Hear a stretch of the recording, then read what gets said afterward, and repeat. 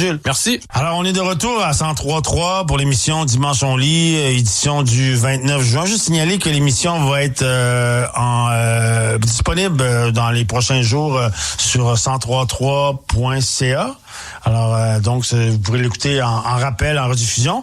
Alors, on est avec Vincent Vallée. Merci, Vincent, d'avoir accepté mon invitation. Bien, merci pour mon réussite. Ben, écoute, c'est très intéressant. Écoute, Vincent a écrit un livre, pas seul, en fait, mais c'est toi l'auteur principal, mais bon, vous êtes une équipe de recherche là-dedans, derrière ça. Ça s'appelle La différence québécoise. Je le montre à l'écran, un modèle de liberté, d'égalité, de coopération.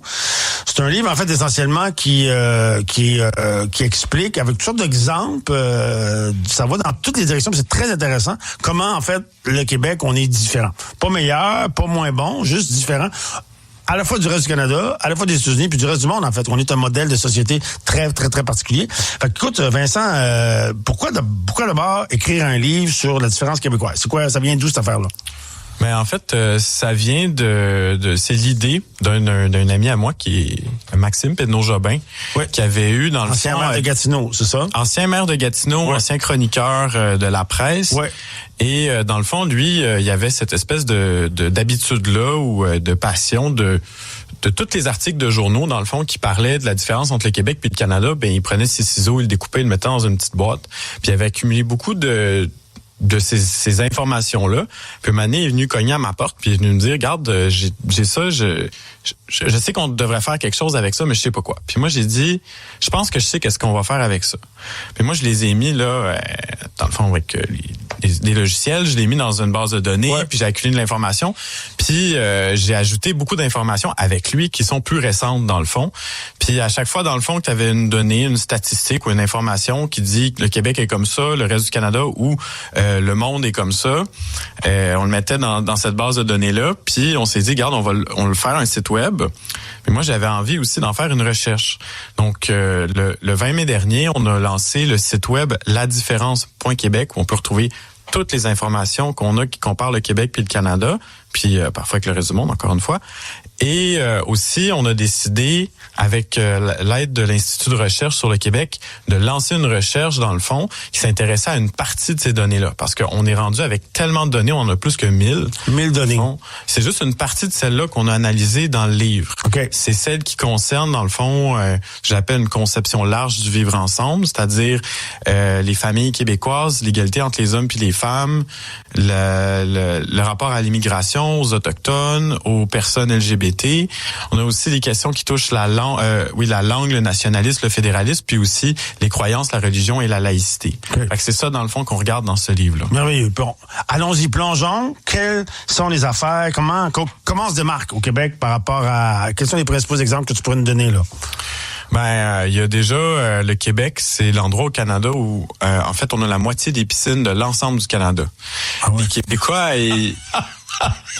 Ça, c'est drôle en temps quand même. On a la moitié des piscines du reste du Canada. Je sais pas si c'est une bonne ou une mauvaise nouvelle. En fait, j'arrive pas à me faire une idée. Vas-y. Ben, c'est ça aussi l'idée de ce livre-là. C'est pas de se dire si on est meilleur ou on est pire. Cette donnée-là est intéressante parce que ce qu'elle démontre, c'est juste qu'on a une différence qui est celle des piscines. Mais ça veut dire beaucoup de choses, les piscines, parce que ça veut dire, ben, d'abord, probablement c'est un événement social, la piscine, surtout la piscine hors terre encore. C'est encore plus vrai pour les piscines hors terre au Québec. Okay. Mais ça veut dire qu'on se rassemble dans la cour, sur la terrasse, avec des gens. Mais il y a d'autres données aussi qui sont connexes avec les piscines parce que au Québec, c'est aussi l'endroit où il y a la moitié des noyades au Canada. Ah oui, c'est ça. Puis c'est un peu un corollaire de la première statistique. Ouais, c'est ça. Puis ce qui est intéressant, c'est que dans l'article qui parlait des noyades, c'est qu'il faisait pas lien avec les piscines nécessairement. Il nous disait que c'est parce que le Québec était plus pauvre. Encore un peu dans une espèce de logique d'autodénigrement, alors que quand tu fais le corollaire avec les piscines, comme tu dis, là, tu comprends. C'est la même chose pour la consommation de l'eau. Le Québec, on consomme plus d'eau que le reste du Canada. Son préjugé que c'est négatif, mais quand on compare avec la question des piscines, mais on voit qu'il y a un lien entre ça. Fait il y a la moitié de l'eau qu'on consomme qui va dans nos piscines, et pas dans ça prend de l'eau, les piscines. Ouais. Une autre différence qui est intéressante, ça concerne les familles. Les pères québécois sont à 93%, donc presque la totalité des pères qui prennent leur congé de paternité. Dans le reste du Canada, c'est 24%, donc moins du quart. Attends. 93 et 24 dans le reste du Canada, c'est quand même énorme la différence, là. C'est une grosse différence, puis ça parle aussi de l'investissement du père dans la famille. OK.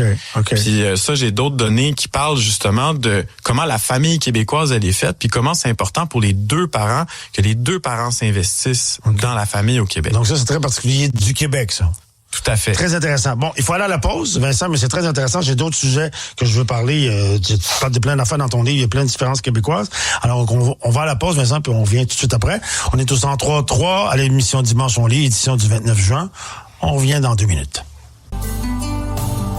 Jusqu'à midi, vous écoutez Dimanche on lit avec Denis Trudel au FM 103.3. Alors, on revient à Dimanche on lit, édition 29 juin, avec mon invité Vincent Vallée pour le livre La différence québécoise. Bon, moi, je peux pas parler de mon expérience. J'ai été député à Ottawa pendant 5 ans et demi. Une des choses qui m'a frappé, un des effets qui ressort de ça, c'est comment le Québec est plus progressiste que le reste du Canada. Je l'ai constaté là-bas. Tu sais, il y a plein de... Tu sais, comme, je te donne un exemple bête, là. Il y a 2 ans, on a voté un projet de loi à Ottawa pour un projet de loi anti-briseur de grève. Bon, donc pour les travailleurs sous juridiction fédérale. Mais ça fait 50 ans qu'au Québec, on a réglé cette question-là. On a une loi anti-briseur de grève depuis 1977 au Québec. C'est au Québec, je pense qu'il y a le plus de logements sociaux. C'est au Québec qu'il y a le plus haut taux de syndicalisation. C'est au Québec que on a le plus haut taux de femmes au travail. Puis ça, t'en parles dans ton livre. Il y a des raisons pour ça. Une des raisons. Et même, je pense qu'on a aussi le plus bas taux de pauvreté infantile au Canada. Et c'est aussi, je pense, en raison des garderies de Mme Marois. Enfin, une des raisons. Alors ça, c'est un peu... Ça m'a beaucoup frappé parce que on a des débats notamment aussi sur l'aide médicale à mourir. Au Québec, on est prêt à passer aux demandes anticipées. C'est-à-dire qu'on puisse, avant de tomber malade, puis avant d'être plus capable de prendre une décision pour nous-mêmes, décider que si on arrive à tel moment dans notre vie, on peut faire une demande on pourra avoir accès à l'aide médicale à mourir. Ça, c'est particulier au Québec. Mais quand t'entends le reste du Canada, ils sont pas encore prêts à aller là. Ça, je l'ai constaté quand j'étais là-bas. Tu parles un peu de ça dans ton livre. Parle-nous donc un peu de justement des rapports hommes-femmes dont tu parles beaucoup dans ton livre. Il y a des statistiques par rapport à ça. Comment le Québec se démarque? Mais si tu me permets, Denis, je vais peut-être rebondir sur ce que Vas-y. Quand tu as dit qu'au Québec, on est plus progressiste que le reste du Canada, c'est pas comme ça que moi je le présente dans le livre, puis c'est pas l'impression que j'ai, parce que si on se présente comme plus progressiste, c'est qu'on se dit qu'on est à l'avant-garde du Canada. Moi, je dis pas qu'on est meilleur que le Canada, je dis pas qu'on est en avance sur le Canada, je dis qu'on est différent. Puis tu as nommé des super bons exemples en fait de différence. Puis dans la conclusion, à la fin, un des éléments que je parle, puis c'est dans le titre, c'est que le Québec accorde une importance particulière à l'égalité. Ce qui est pas le cas dans le reste du Canada. Ça veut pas dire qu'ils ont aucune tendance égalitaire, mais ça veut dire qu'au Québec, c'est très, très, très important la question de l'égalité, ce qui donne l'impression qu'on est plus progressiste, parce que les partis progressistes ont des faits plus proches de l'égalité. Mais c'est pas des différences au niveau idéologique partisane qu'on a au Québec. C'est vraiment une question fondamentale, je dirais même anthropologique, culturelle. Fait que la comparaison avec le Canada, c'est pas de dire qu'on est meilleur que le Canada, c'est de regarder le Québec, regarder le Canada, puis se dire, OK, le Canada se comporte comme ça. Le Québec se comporte comme ça. C'est des choix de société qui sont différents. Puis est-ce que le Canada va faire comme le Québec plus tard? Peut-être, mais peut-être pas non plus. Peut-être pas non plus. C'est tout à fait possible qu'il aille jamais dans la direction du Québec. Puis à la limite, j'ai envie de dire que c'est correct parce que c'est une société qui est différente, qui fait ses propres choix. Puis nous, ce qu'on dit, c'est nous, on fait nos propres choix en matière de... Tu as parlé de logements... Logements sociaux, en matière de garderie, ce genre de choix-là. Puis aussi, ça aussi, ça fait partie des conclusions, c'est que le Québec accorde plus d'importance à l'État. Les Québécois s'en remettent à l'État pour la redistribution, mais pour les actions politiques, pour les interventions. Les Québécois considèrent que l'État, c'est un petit peu le prolongement de la société. Donc, moi, dans le livre, le terme que j'utilise, c'est des choix collectifs qui sont faits à travers l'État et qui sont, dans le fond, qui se répercutent dans les résultats sociaux dont tu as mentionné la mortalité infantile ou cette pauvreté infantile. La pauvreté infantile, oui. Merci, c'est des choses comme celle-là. OK. Donc, mais ça, c'est important. Parce que tu parles, il y a un chapitre que tu parles beaucoup de ça dans tes conclusions, je pense. La différence entre nous et le reste du Canada, c'est que nous, on met l'égalité avant la liberté, alors que dans le reste du Canada, c'est le contraire. Ils mettent la liberté comme valeur cardinale avant l'égalité. Enfin, tu parles de ça, non? C'est presque ça. En fait, ce que je dis exactement, c'est que dans le Canada, la valeur principale qu'ils mettent de l'avant, c'est la liberté. Donc ça, là-dessus, tu as tout à fait raison. Au Québec, on met pas l'égalité avant la liberté. C'est qu'on met la liberté et l'égalité dans nos valeurs fondamentales. Okay. Comme sur le même pied d'égalité, comme sur un même pied d'égalité, parce que il y a l'égalité entre les hommes et les femmes qui est fondamentale, on le voit. Puis d'ailleurs, ça c'est intéressant, tu parlais d'exemples sur l'égalité entre les hommes et les femmes.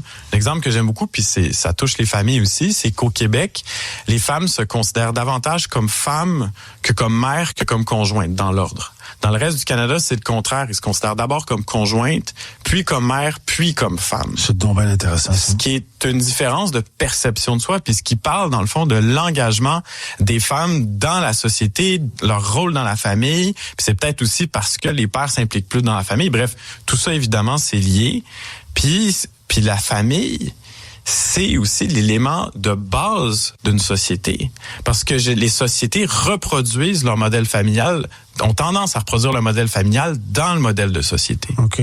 C'est super intéressant, ça. Bon, là, il y a vraiment plein d'autres sujets dont tu parles dans ton livre, notamment notre rapport avec l'immigration. Je pense qu'au Québec, on a comme une meilleure... Enfin, tu as des statistiques qui viennent dire qu'il y a une meilleure mixité sociale au Québec dans notre modèle d'intégration par rapport à l'immigration. Tu parles de ça, hein? Oui, en fait, je compare les villes de Montréal, Toronto, Vancouver. Ouais. Puis ce qu'on remarque, c'est que il y a beaucoup plus de... Bon, Vincent, il faut qu'on aille à la pause, mais garde ton idée, on vient tout de suite après. Alors, on est au 103.3, Dimanche on lit, avec Vincent Vallée pour son livre La différence québécoise. On revient dans 2 minutes. C'est Dimanche, on lit, avec Denis Trudel, jusqu'à midi au FM 103.3. Oui, on a vraiment une émission vraiment intéressante. Je suis super content. On a eu des discussions pendant la pause qui concernent toutes sortes de sujets. Mais je veux qu'on revienne sur l'immigration. On était parti là-dessus, Vincent. Notre modèle d'intégration est différent à Montréal, Toronto, Vancouver. T'en parles dans ton livre. Je te continue sur ton idée. Ben c'est ça, c'est parce que dans le fond, je suis tombé sur une étude à un moment donné qui voulait démontrer. L'objectif de l'étude, en gros, c'était de démontrer que les quartiers où il y a plus d'ethnie, dans le fond, là, c'est le terme utilisé, ils sont pas plus pauvres que les autres quartiers. Puis là, essaie de démontrer ça, dans le fond. Mais ce que ça révèle aussi, c'est le niveau de concentration d'une seule ethnie ou nation à l'intérieur d'un quartier. Puis on a Montréal, Toronto, Vancouver, comme je l'ai dit. Et à Toronto, on avait, à l'époque où l'étude a été faite, 23% des quartiers qui a des quartiers avec une proportion de plus que 50% d'une seule ethnie. OK. À Vancouver, c'est 21%, donc c'était proche. Puis à Montréal, c'est 1,7%.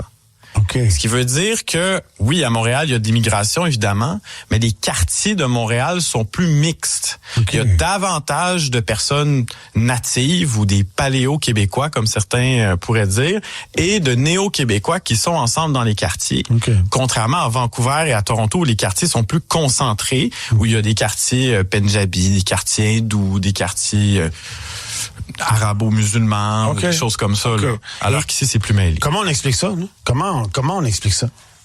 Le livre, il vient pas amener des explications, il vient regarder les différences, mais le livre, il permet de poser ces questions-là, puis de se dire, justement, c'est intéressant d'aller creuser, puis d'essayer de comprendre pourquoi. L'étude, elle visait pas ça pantoute, mais elle révèle ça. C'est vraiment très intéressant. L'autre affaire qui est vraiment très intéressante, c'est, parlons des Autochtones. Il y a notre façon, puis ça, c'est un sujet qui revient souvent dans l'actualité.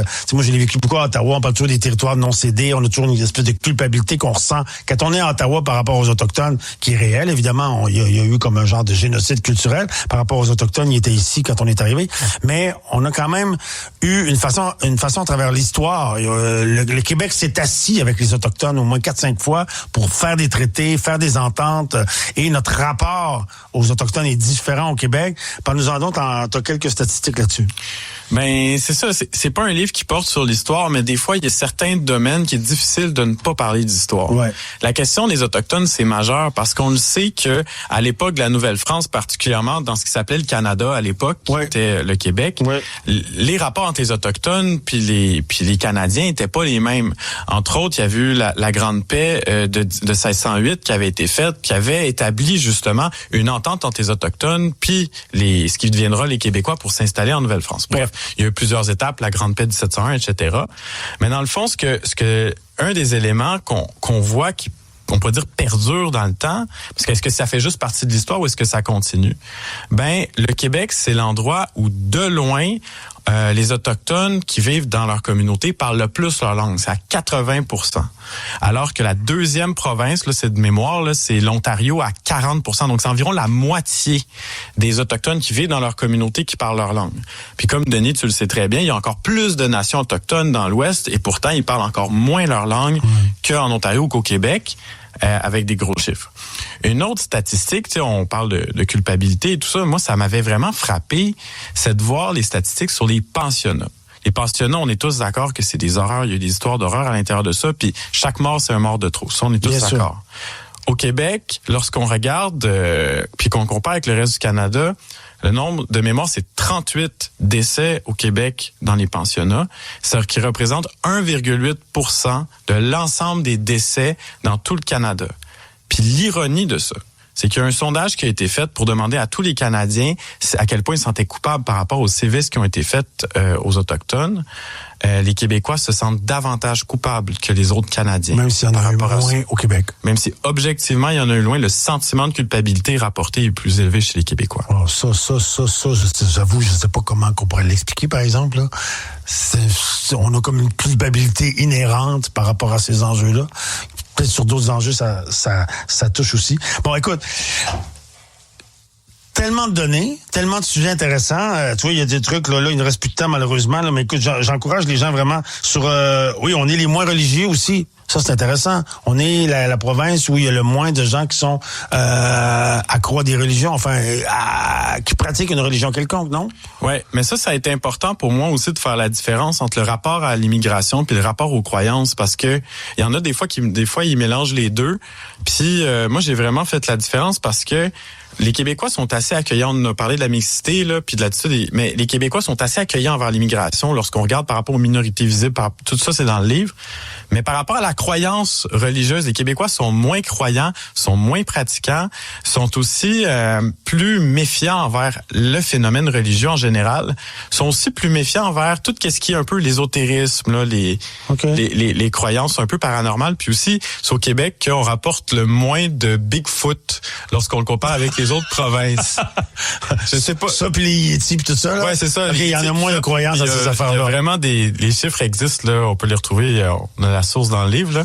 Donc, c'est le genre de différence qu'on va retrouver, là. Bon, Vincent, écoute, c'est super intéressant. Vraiment, merci infiniment d'être venu ce matin. Écoutez, j'encourage tout le monde à lire le livre. Parce que là, on a abordé à peu près, je sais pas, même pas un quart du livre. Il y a plein de chiffres là-dedans, il y a plein de statistiques. Moi, je l'ai dévoré, c'est vraiment intéressant. Alors, je vous encourage. La différence québécoise, l'Institut de recherche sur le Québec. Vincent, merci. Merci. Alors, merci, Denis. Alors, écoutez, ma première émission, Dimanche on lit, 103,3, dans ce 29 juin. Je vais revenir, enfin, à moins qu'il me clairerait, là, s'il me trouve vraiment pas bon. Mais théoriquement, dans 2 semaines, je devrais revenir dimanche matin avec d'autres livres, j'espère qu'ils vont être aussi intéressants. Merci, Vincent. Merci.